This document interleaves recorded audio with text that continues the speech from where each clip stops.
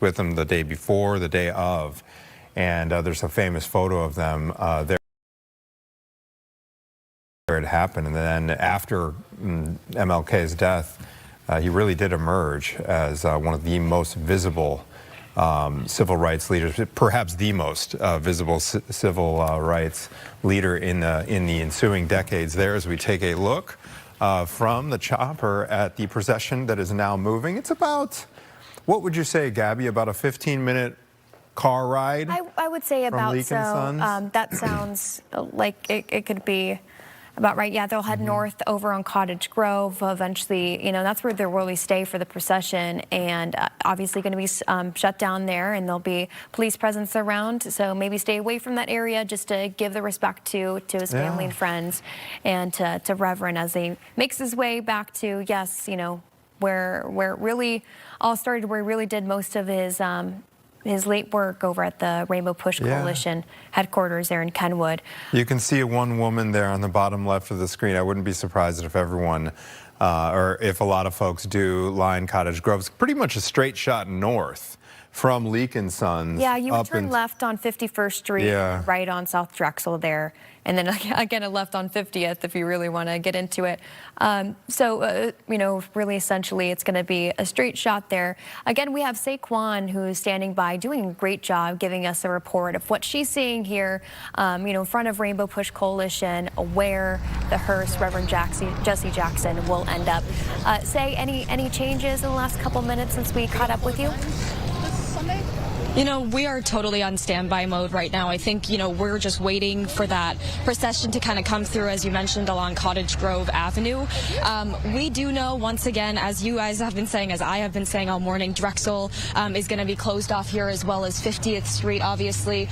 For the most part, it just seems like more security, more law enforcement presence, if anything at all. You mentioned crowd size as well, and how, you know, this is obviously expected to be a huge turnout at Rainbow Push today. But in terms of, you know, the general public, we haven't necessarily seen members of the public here just yet. Obviously, the doors don't open for another 2 hours or so to the public, so we're still waiting to see, you know, kind of the size, right, of the crowd, of the general public who will be coming out here. You know, with something like this, we know many elected officials, politicians will likely be here. Obviously, Mayor Brandon Johnson is expected to attend here today. But we are also wondering the same thing. You know, what is that crowd size really going to be as the Reverend lies in repose today? I know we have that chopper shot. I know we've been kind of showing that all morning, and it sounds like that procession is just getting underway. Obviously, family members are there. They arrived there earlier this morning. It was supposed to start close to 7:30. It's been pushed back a little bit. But once again, just be mindful that there are many roads blocked off. They're also kind of blocking off Cottage Grove Avenue to make way for that actual procession, because there are dozens of cars that will be lining that route, as well as police escorts as well. As I've been saying, everyone here is on standby mode, including law enforcement here. One thing that I've mentioned this morning, too, is safety and security seems to be top of mind for folks here today. There are metal detectors and kind of, you know, screeners, so every single person will have to check in with security before they walk in through these doors here. We know there are several streets blocked off. We saw cars being towed this morning for, you know, if they were parked kind of on the street where they're not supposed to right now for this big event today. And we've seen a lot of law enforcement officials walking around with dogs, making sure that, you know, they're monitoring all the right places and looking for things that might be suspicious. Doesn't seem like that is the case, obviously, but just to kind of reiterate, safety and security is going to be big for this event today, and, you know, moving forward with all the other events that are scheduled to honor Reverend Jesse Jackson. As far as right now goes, though, guys, I think we are all on standby mode. We are all waiting for that procession route to come through here. As I've mentioned, we're very limited as to what we can show, at least as of right now, because every single journalist is here, and they are trying to, you know, of course, illustrate exactly what we're seeing as well. So just keep that in mind. Once again, still waiting for that procession to come through. Sounds like it should take about 15 to 30 minutes since that procession starts, because like you said, Anthony, it's pretty much just a straight shot up north. It's about a 15-minute drive without traffic. Obviously, they're going to be moving a little bit slower, because that is how things go typically as part of a procession as well, with a bunch of cars lined. So we will wait and see, and we will definitely continue checking back in with you guys. Once we see something come down this way, we will definitely check back in. Say, thank you so much for being our eyes and ears on the ground right outside Push headquarters there.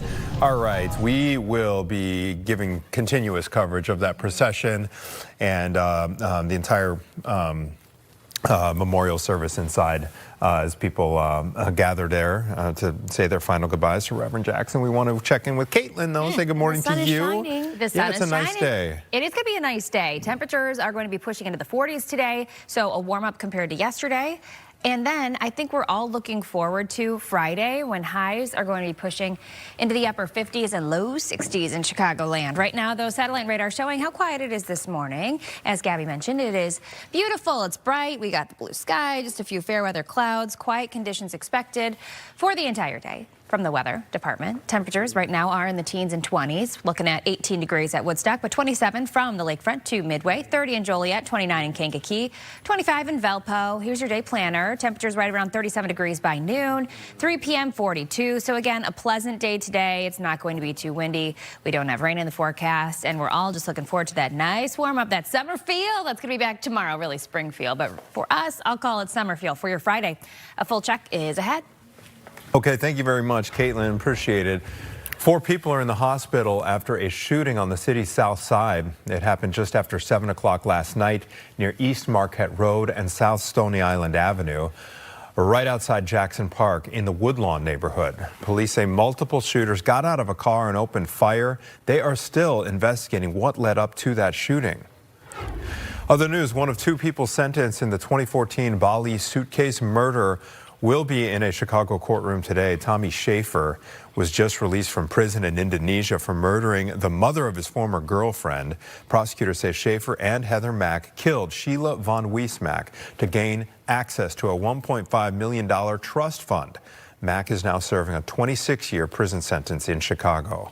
The city of Chicago is being told to shell out $5.7 million after a jury found police wrongfully raided a home in 2018.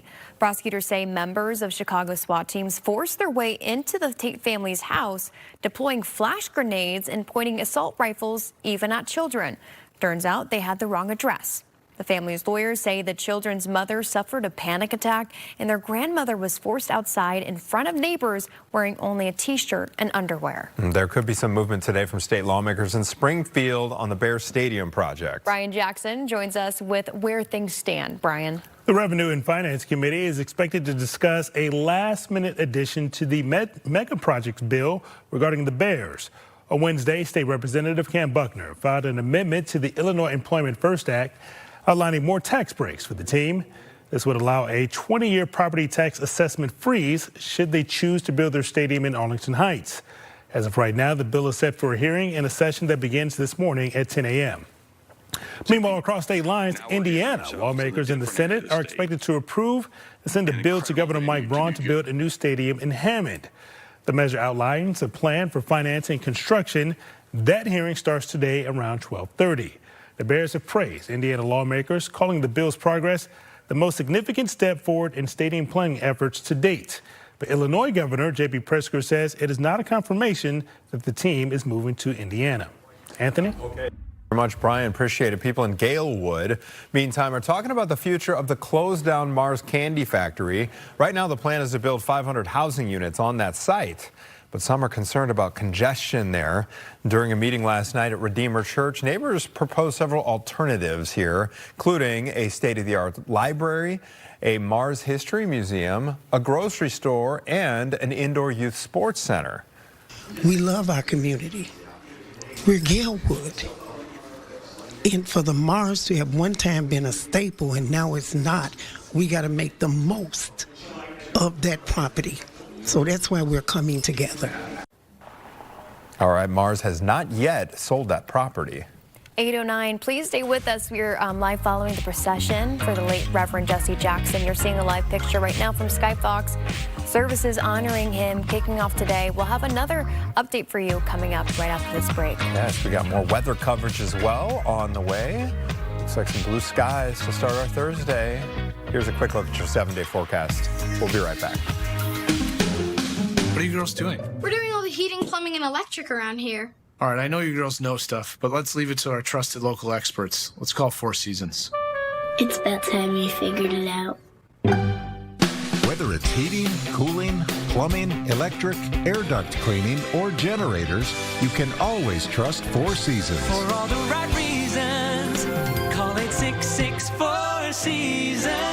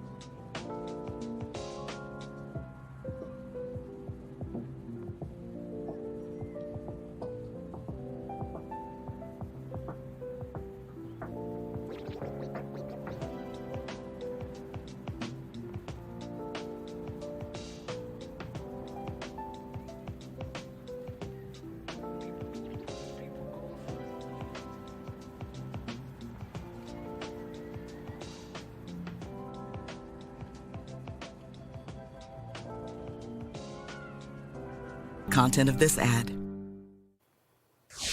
The time is now 8:13. Thanks for joining us again. We're following the procession for Reverend Jesse Jackson this morning, and we have a live look for you as they make their way north procession right now on Cottage Grove. They just left Leeks and Sons Funeral Home with family and friends. They are surrounding Reverend, and today there will be those services that will begin for the late civil rights icon. That procession is bringing Jackson to Rainbow Push on East 50th Street, where he will lie in repose today and tomorrow. Doors open at 10 a.m.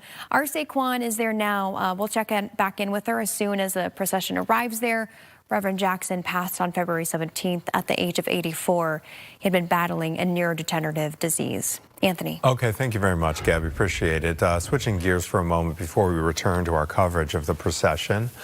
This is a story we have been talking about. We're talking about allegations of some deplorable conditions inside Chicago animal shelters, high euthanasia rates, and even claims that Chicago police are being asked to help with animal control. Mayor Brandon Johnson says it is time for that to end. On Wednesday, he named Susan Capello as the new lead for the city's Commission on Animal Care and Control. She had been the acting executive for 3 years before being given the permanent slot. And she acknowledged the issues and says that things are going to change. Some of our dogs don't leave the kennel but once a week. That is not sufficient. Every dog, every day. Every dog gets a walk every day. That can only help, right? The fresh air, the outside, the interaction with people, make them more adaptable, make them more visible, right? All right, those verbal commitments there, but a group of animal advocates say that she has had 3 years to do those things to improve the situation, and they are calling on the mayor to expand his search. 30th Ward Alderwoman Ruth Cruz is here to talk about their push for change. Alderman Cruz, thanks for being here. Appreciate it. Good morning, Anthony. That is right. Myself and other aldermen with the advocacy group, we are asking for the mayor to extend this to a national search. It is very concerning that our acting director has been knowing about the conditions, about not walking the dog, and just today, yesterday, I'd rather say, she agreed to take action. That is very concerning. She has been knowing this for quite some time. This was brought up to her during a hearing last year in October, and nothing has been done since then until yesterday. That is very concerning to all of us. Okay, so she appears to be aware of the issues, aware of the criticism, and saying, at least by appearances, they're the right things publicly now that she's been given this permanent slot. What is the problem with giving Susan Capello a chance to prove herself in this new official role? You have been an acting director for 3 years. When you take in a leadership position, you start making the changes necessary in the shelter. But beyond that, there's other concerns as well that the volunteers, whistleblowers have shared with us as well. I have personally had the opportunity to speak with them in unsafe and unsanitary condition at the shelter, a toxic environment not only for volunteers, but again, we do want to see what other leadership is out there to attack these critical issues. If our acting director said, we need to walk our dogs once a day, and volunteers do that. Volunteers have been wanting to be part of the shelter for quite some time. Has been a long process. They said things have changed, but it's not only getting new volunteers, it's retaining the volunteers. If volunteers are leaving at a higher rate because they're not able to speak or recommend things at a time they speak they vouch for any concerns or they provide any recommendations, if the leadership doesn't agree, they're asked not to come back. So it's not only, again, getting volunteers, but how we retain these volunteers. We need somebody who's going to be able to change that culture. Okay, we're taking a look right now on your screen of a list. It looks like a pretty significant list here of shelters that are in favor of doing a nationwide search for a new leader of Chicago Animal Care and Control. Alderman Cruz, what does this say to you that there's all those local rescue shelters and animal advocates that are on your team here? This means the mayor should also take a moment, take a pause, and listen to our plea. Listen to what we're asking. Not only aldermen, not only advocacy, but all these groups are also saying, please do a national search. And if at the end of the national search, it is determined that Susan Capello is the right candidate and is the right leader to make the changes that is necessary in the shelter, then so be it. But at this time, we're not confident. Okay. Alderman Ruth Cruz, thank you for joining us this morning. We will continue to follow the developing situation with Chicago Animal Care and Control. Thank you. All right, it's 8:18. We want to check back in on the procession, the funeral procession for Reverend Jesse Jackson. You can see it has arrived as we take an aerial view. They're right outside Rainbow Push headquarters at the corner of 50th and Drexel. It just arrived from Leak & Sons Funeral Home. And today, he will begin lying in repose at the institution that this really was his home for decades, right here in Chicago. Family and friends of Reverend Jackson, they are going to be saying their final goodbyes. Services will begin at 10 o'clock, so just over an hour and a half from now. And he's going to remain there through tomorrow. And so we have a team live outside the facility. We're going to have you covered all morning long. right here on air and over on Fox Local. Before we get over to Caitlin, because it does look like a nice day, let's check in with Saquon, who is right outside Rainbow Push headquarters. Say. Yeah, hey guys, I'm right here.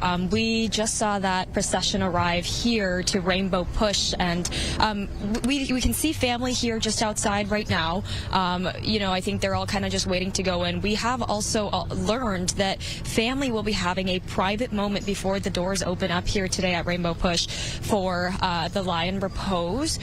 Media is supposed to be allowed in at around 9 o'clock. It's open to the public starting at 10. So they will be meeting sometime in the next 40 minutes or so to have a private moment with Reverend Jesse Jackson. Now, we also did see in just the last 15 minutes or so, former Congressman Bobby Rush. He actually was one of the first people that I saw personally at this entrance go into that building this morning. Obviously, that former Congressman and the Reverend have been very close. They've worked together for many, many years. If you don't know, Congressman Bobby Rush was serving and representing the 1st Congressional District here in Illinois. They've shared very similar visions of their years working together. They've been teammates through a lot of it, and we also know that former Congressman was very close with the Jackson family as well. So, we saw them going inside. You can see here, though, lots of vehicles here as part of that procession that just made its way all the way through Cottage Grove Avenue. There are many law enforcement officials here as well, including Chicago Police. We have seen law enforcement pretty much lining up just about every block that surrounds Rainbow Push. Many of the streets are blocked off this morning, and let's just give you a closer look at the family here. You can see they're all kind of in a group together. They're all hugging one another as we speak right now, it looks like, before they head inside to have their private moment. So there's a lot going on. Obviously, a lot has changed here in just the last 5 minutes or so. And it seems like a lot of people, for the most part, who are here kind of in front of Rainbow Push have just been saying hi to each other, greeting each other. They're talking amongst themselves, and obviously we have no idea exactly what they're talking about. But, it seems like everyone, when it comes to, the Reverend's close friends and family, it seems like everyone who needs to be here is here currently. You can kind of see that group over there. I think there are at least 10 just in that group alone. Once again, if you missed it, we did see former Congressman Bobby Rush head inside. He was one of the first people that I saw at this entrance walking in through those doors. Looks like family is about to start heading inside right now. At least they're all starting to line up to start making their moves inside Rainbow Push. Just as a reminder, I know everyone is tuning in at different times here, guys, but the family is expected to have a private moment with the Reverend before the doors open up to the media and the public. Doors will open up here at 10 o'clock today, and with that in mind, if people are planning to come out here, just know that parking will probably be tricky. As I mentioned, this is Drexel Street where you're looking at right now, and this is reserved for, of course, all of these vehicles that family members are using, and it's also blocked off for law enforcement as well. So no one will be allowed to park on this street. They're opening the doors of this vehicle here right now, and of course this is Reverend Jesse Jackson's body that will be carried inside through Rainbow Push as he lies in repose today. Once again, this is the first day. We understand he will be lying in repose once again tomorrow, same time. Doors will open up again at 10 o'clock. Let's just have a moment here as we watch this live.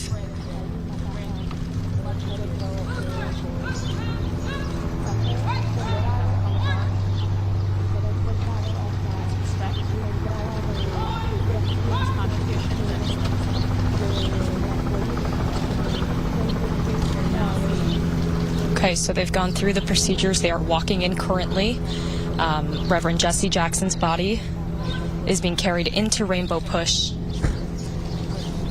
as we speak. We can see family members following. It sounds like they're maybe going over some plans as to what will be happening when they get inside. Once again, they are expected to have a private moment here before the doors open up to everybody else. We can see family, looks like some close friends as well, heading inside. A big group of people, guys.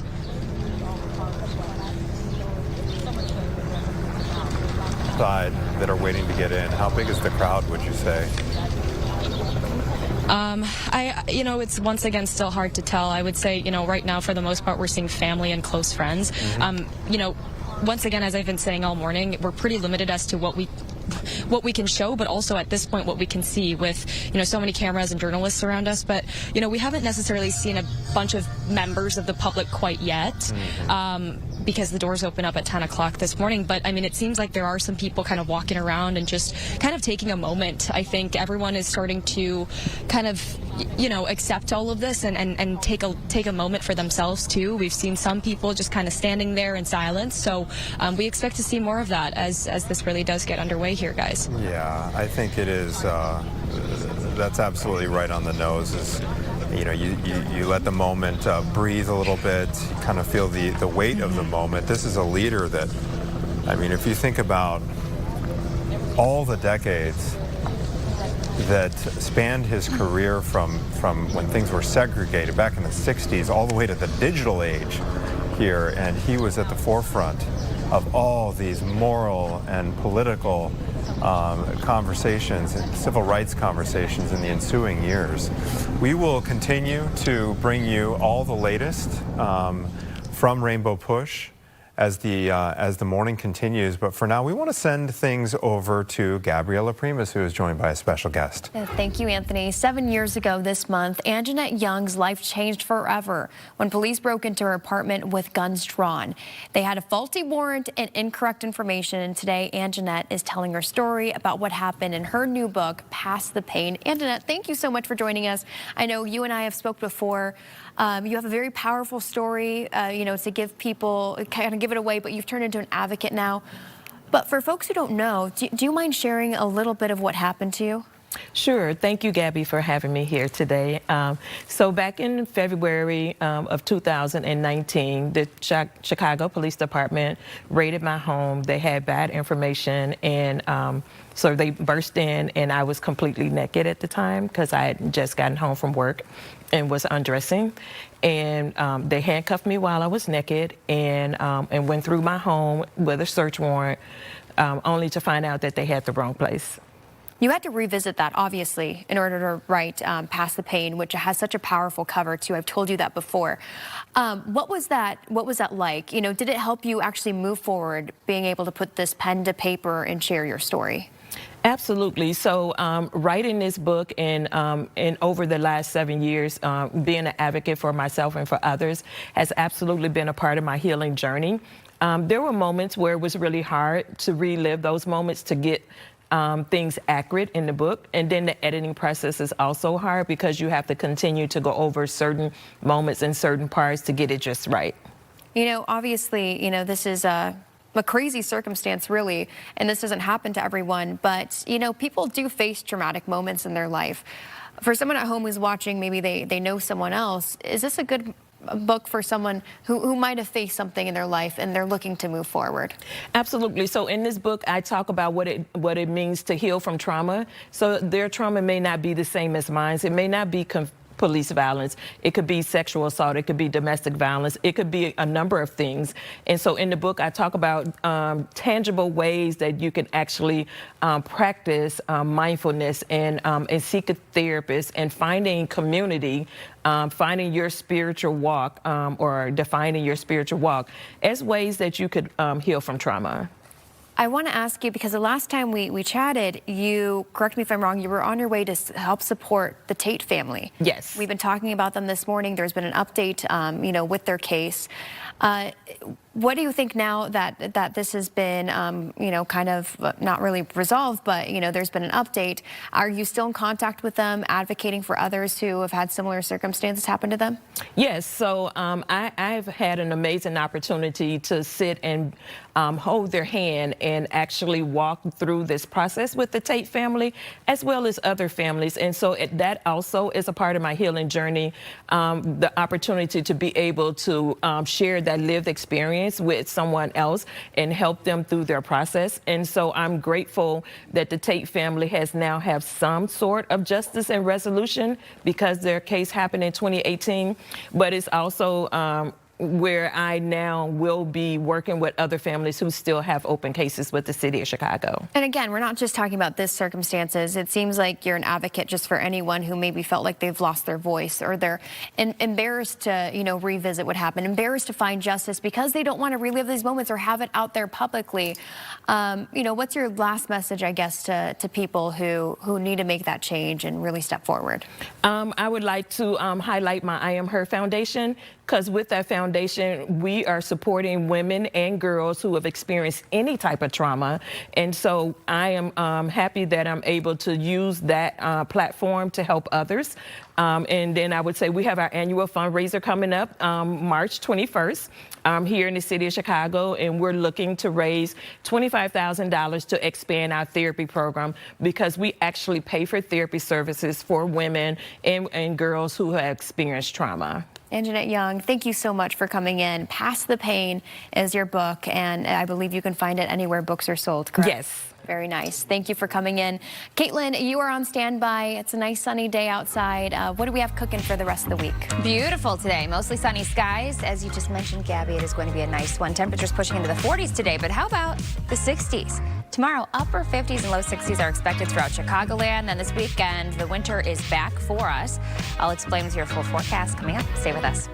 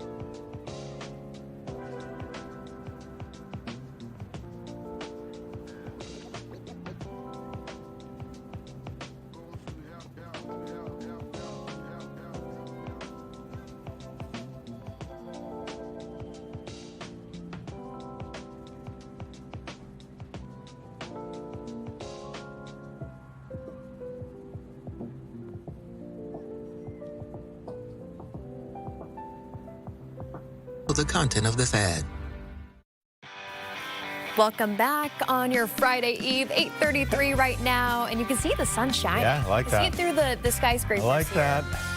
Caitlin, I'm glad to see it sunny, but it is chilly out there, so don't forget your coat. Yeah, this morning you need your jacket. This afternoon even, highs are going to be in the 40s. Tomorrow, you're not going to need that thick jacket because tomorrow is the day that we're going to have sunshine and temperatures in the upper 50s and low 60s. This morning, though, it's beautiful, it's quiet. We've got mostly sunny skies. Temperatures are ranging, depending on where you are in Chicagoland, by quite a bit. So if you look at the map behind me, you can see it's 28 degrees at the lakefront, but only 18 at Woodstock, but 31 in Kankakee. So southern areas are going to be leaning warmer this morning, especially south of I-80, where most of you are in the upper 20s and low 30s.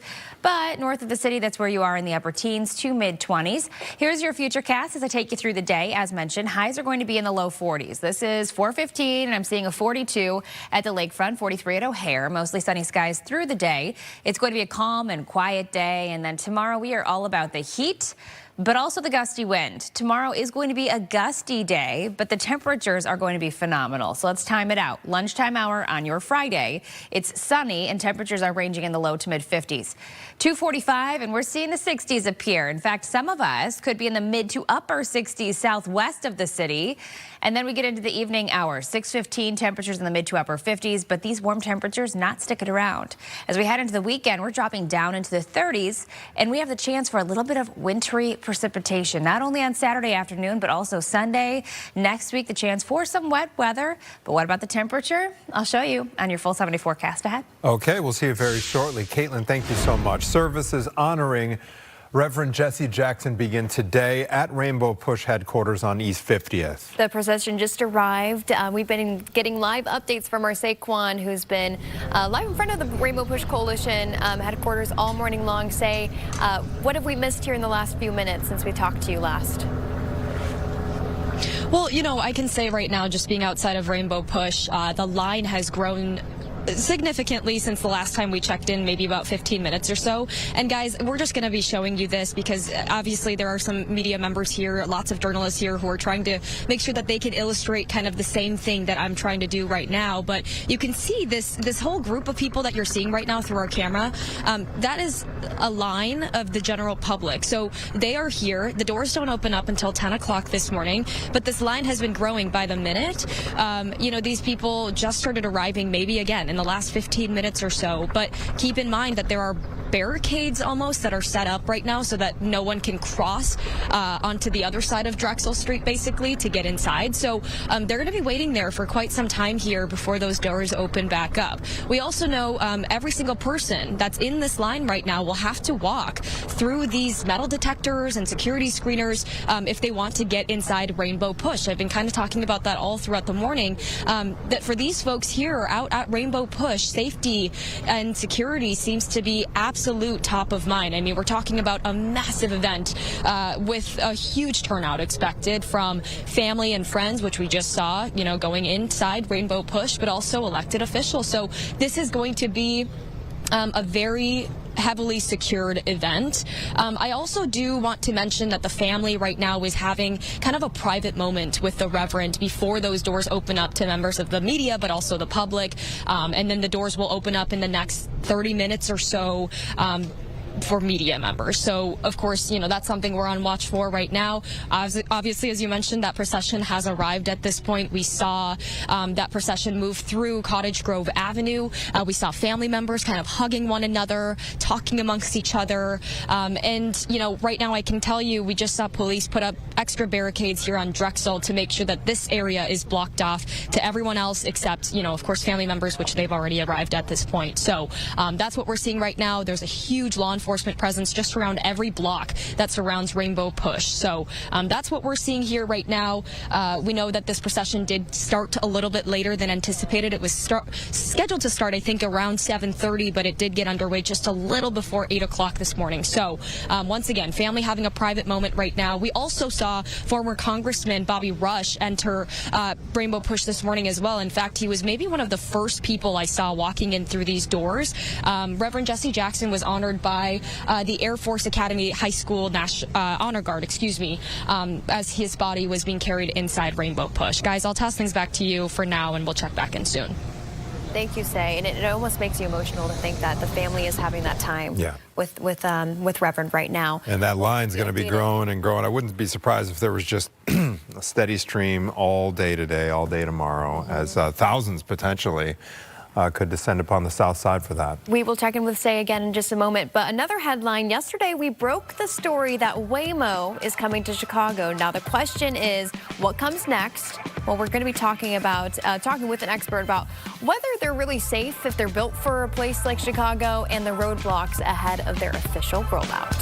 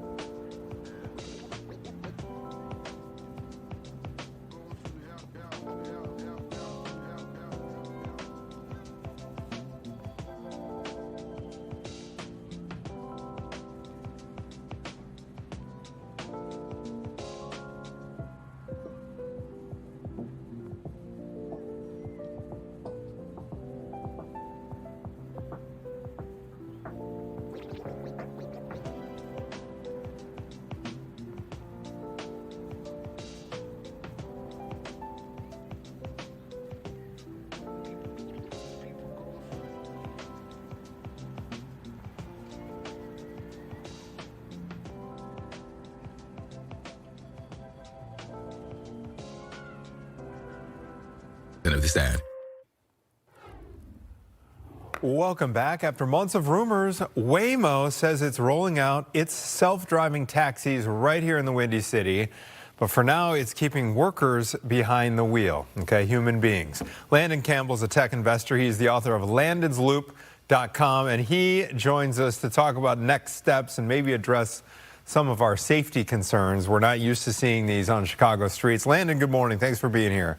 Good morning, Anthony. Thanks for having me. All right, let's set this up. Can you tell us why Waymo wants to be here in the city of Chicago? Yeah, I really believe that if Waymo can figure out autonomy in a city like Chicago, it will have it figured out everywhere. Chicago is not the easiest city to drive in. We have lower whacker, lower whacker, a lot of the potholes, and obviously snow, crazy terrain at times. So right now, we're in training mode. Waymo is around, it's driving around the city of Chicago with human drivers, where it's collecting geographic data, it's mapping the city streets to make sure it is ready for Chicago. Okay, so we're in kind of a liminal stage, a transition stage right now. What is at stake here? What are these human drivers that are right now going to be in the vehicles? What are they assessing as they prepare for a rollout? Because I understand the legal framework isn't quite set in stone to allow the driverless version. Yeah, look, we had an EO signed by Governor Rauner in 2018 to allow for testing, and now Representative Buckner has recently put out a new bill allowing for a 3-year pilot. But yeah, I mean, there's a lot of work that needs to be done, obviously, on the groundwork. This is what Waymo does, though. They're currently fully operational in 10 cities. I'm actually calling you from Los Angeles right now, where I just see these vehicles all around the city. But before they are just out on the loose by themselves, you know, they go into this testing period, and that's where I started to notice that Chicago might be, you know, added to the city map in the future. I saw Detroit getting added, I saw Pittsburgh as well, and Chicago being the 3rd largest city, you know, it's no question that we should be high up on the priority list for Waymo. So I'm really excited for this. And look, Anthony, like, I've been in many Waymos. I've been in Waymos across 4 cities. Of course, it is weird the first time you're in it, kind of like the first time you're getting into an Uber, but instead of putting your trust in a stranger, you're trusting technology. But then you quickly realize that this is already becoming one of the safest ways to travel and will only get better the more it learns. These vehicles have up to 29 cameras. Newer models have 13, but still, it's offering a complete 360 view that humans can't do. And Waymos, they aren't getting distracted, they aren't speeding, they aren't texting. And I think the company really prioritizes safety. That's something I respect. I mean, they've already clocked over 200 miles driving passengers just in these 10 cities. That's over 25 million rides. So I'm really excited for this to come to Chicago the right way. It's going to take time, but they're coming. That sounds like a pretty good endorsement. There have been investigations, though, Landon, before we let you go. For example, the National Highway Traffic Safety Administration did investigate a Waymo for passing a school bus. I know some of those school buses, you know, when that stop sign swings out, little situations like that are kind of, there's some intangibles there. Are they going to be ready for those kinds of situations? Yeah, I'm not saying they're perfect. I mean, there's no such thing as 100% perfection, very similar to, you know, how we drive, human drivers. So I really believe that this training period is important because the more it's able to learn about Chicago, the edge cases that exist, driving in broad daylight, nighttime across all of our neighborhoods and community areas, the better it will get over time. So I will be an early tester and adopter the second I can in Chicago, having trusted and tried Waymo in many different cities. Others might want to take their time. That's totally fair. I understand. But I really personally believe and endorse that this is one of the safest modes of transportation, and it's just another option for citizens. Trains aren't going anywhere. Ubers aren't going anywhere. If people are interested in maybe a shorter ride, or potentially a ride to the airport, I mean, Waymo could be an option for them. So we're getting the wrap, Landon. We're getting the wrap. But before I let you go, how many rides did it take you personally, for the weirdness to go away completely? The first was awkward, but after that, I was requesting Waymos nonstop. All right, Landon, thank you very much for joining us this morning on Good Day Chicago. Enjoy sunny LA. You. All right, it's 8:46. Caitlin, you ready for these things? I'm scared of airplanes, Anthony. Yeah. Of course not. Yeah. No, I mean, but he has a point. Maybe it is going to be really safe because of all the cameras. We'll see. Temperatures outside this morning are on the cool side. We are sitting in the 20s, so you need that thick winter jacket early, but look how beautiful it is. We've got mostly sunny skies today. Tomorrow, we've got the sunshine back again with warmer temperatures. So tomorrow, Friday is the day that we're going to have the upper 50s and low 60s. Today, though, not bad. Starting off, as mentioned, in the 20s, but we are on our way to the 40s this afternoon. Right now, it's 29 degrees at the lakefront, 27 from Gary to Midway, 32, so right at freezing from Joliet to Kankakee to 31 degrees in Morris. This morning, we do have those mostly sunny skies, and really that's going to be the case throughout the day today. Highs right around 44 degrees with that wind coming in out of the north, gusting up to 15 or 20 miles per hour. But tonight, we're dropping down to about 33. And then tomorrow, again, Friday, wonderful day to be outside. Highs are going to be pushing into the upper 50s and low 60s, but take a look at the wind. So if you plan to be outside, know that it is going to be a little bit gusty. We could see winds around 30 to 35 miles per hour in the afternoon on your Friday, with highs right around 61 degrees. Now, it will be a beautiful Friday. Really soak it in, though, because the 30s are back this weekend. So Saturday's high, 37, chance for some mixed precipitation in the afternoon. And then we are seeing temperatures dropping down to 31 on Sunday with another round of perhaps perhaps some snow possible.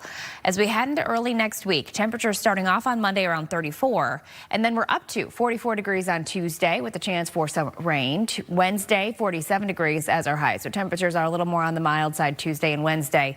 In the meantime, today and tomorrow, beautiful conditions. And as I said, enjoy it because we're on that up and then back down just in time for the weekend. Back to you. Thank you, Caitlin. All right, in our debate series finale, the Democratic candidates for U.S. House District 9 duke it out over ICE enforcement. All right, hear what they had to say after this break.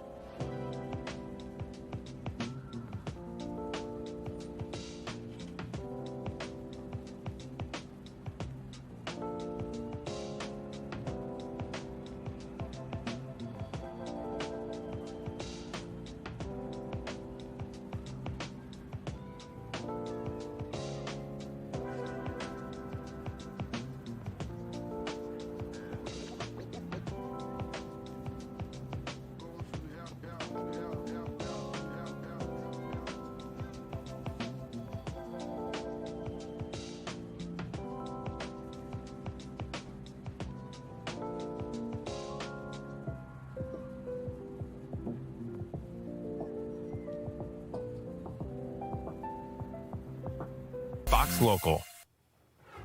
Time is now 8:51. Here's some of the top stories we're following today.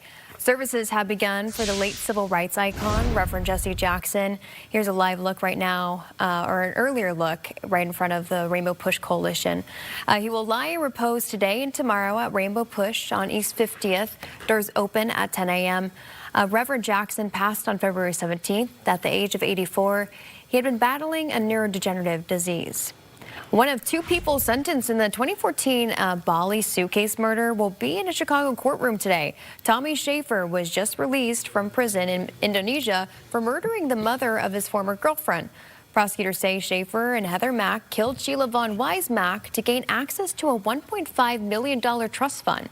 Mack is now serving a 26-year prison sentence in Chicago. And there could be some movement today from state lawmakers in Springfield on the Bears Stadium project. The Revenue and Finance Committee is expected to discuss that mega projects bill today, which includes possible tax breaks for a facility in Arlington Heights. Indiana lawmakers are also taking up a stadium bill today. The Senate is expected to approve and send it to Governor Mike Braun. All right, the top Democratic candidates for Illinois' 9th congressional district discuss how to push back against the Trump administration, U.S. support for Israel, and some other key issues during a debate right here on Fox Chicago. Evanston Mayor Daniel Biss, State Senator Laura Fine, Kad Abu-Ghazala, State Senator Mike Simmons, Philip Andrew, and Bushra Amiwala all participated in this program. It was a long list, but it worked out. They also talked about immigration enforcement and how each would abolish or change ICE in its current form. Here's what they had to say.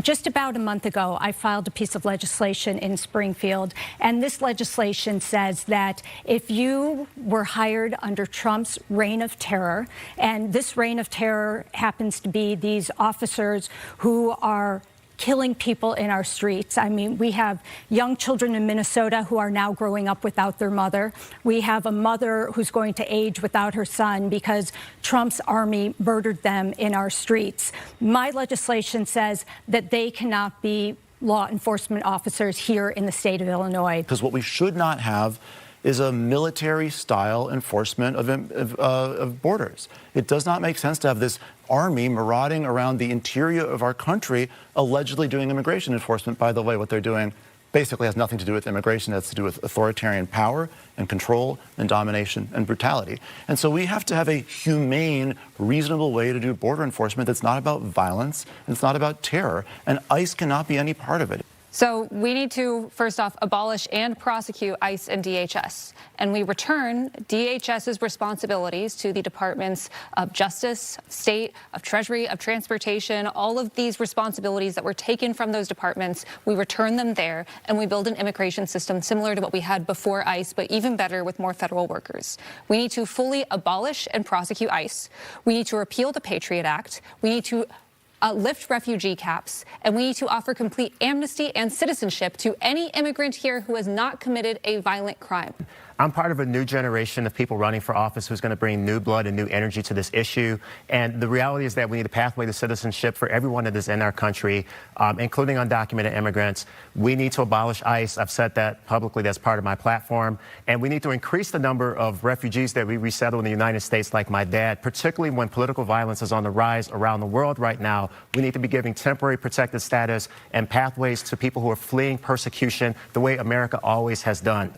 So ICE is a racist institution. As a daughter of immigrants, I can acknowledge that I've been around longer than ICE has. ICE was created as a response to 9/11 back 23 years ago, and they have a quota system. If you pick up X amount of people in Y amount of time, you make Z amount of money, and they don't uphold due process, which in itself makes it an unconstitutional organization. That doesn't mean Custom Border Patrol goes anywhere, neither does DHS. But ICE as an institution cannot be reformed, and we're in a sanctuary state. That means that ICE and police enforcement can't cooperate, but there is no world in which ICE can be created to be actually efficient in what it was designed to do, and it was pick up and target communities of color, particularly black and brown communities. The Chicago area needs 300,000 more residents.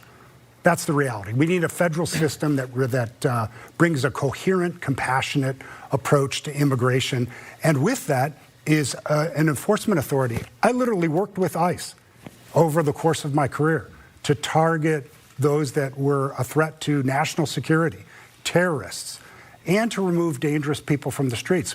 But ICE was professional. They coordinated with the FBI, the local police. We have politicized this system in a way that it now affects our public safety, and you're seeing it. And you can actually watch back that full debate series on Fox Local as well, and I can encourage you to do that. And thank you for following us, as we continue to follow the memorial services for Reverend Jesse Jackson, and we'll continue that coverage here in the 9 o'clock hour, so please stay with us.